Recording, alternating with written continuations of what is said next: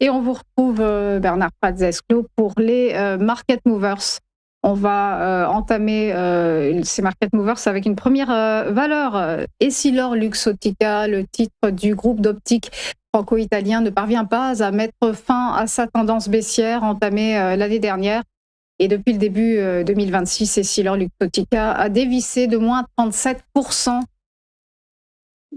Exactement, et même si je prends depuis les sommets réalisés, donc au-delà des 300, 315, 317 même euros, ben c'est une action qui a perdu près de la moitié de sa valeur, donc 50% en quelques mois, donc même pas un an. C'est spectaculaire, alors qu'on l'annonçait comme vraiment la valeur croissance, la valeur presque tech qu'on avait sur le CAC. Voilà, donc il faut toujours garder son sang-froid lorsqu'on investit sur les marchés et toujours se baser sur ce qu'on a sous les yeux.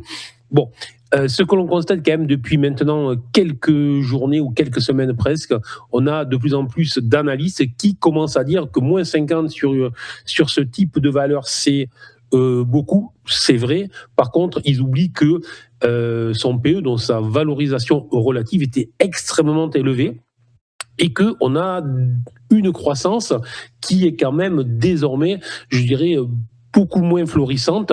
Et ce jour, la nouvelle du jour, c'est quand même Meta qui veut développer ses propres lunettes.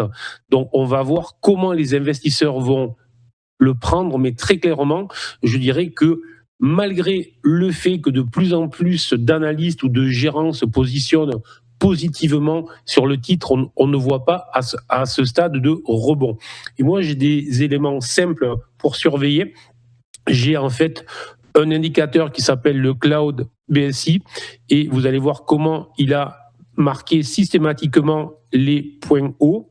C'est-à-dire que chaque rebond a été systématiquement bloqué par cette enveloppe qui vient justement marquer le fait que si on repassait, si les cours repassaient au-dessus de cette enveloppe, ça marquerait justement un premier rebond significatif et non pas juste des petits rebonds, des petits retracements dans une tendance qui reste baissière. Donc tout simplement, de base, avec cet indicateur, je remarque que tant que l'action ne repassera pas au-dessus, en l'occurrence maintenant de la zone des 180-185, il ne faut rien espérer et donc surtout pas essayer de capturer en fait une action qui baisse. Ce sont vraiment des comportements qu'ont les investisseurs débutants et qui peuvent leur faire perdre beaucoup d'argent. Donc, par contre, surveiller parce qu'effectivement, on pourrait avoir un rebond dans les prochaines semaines,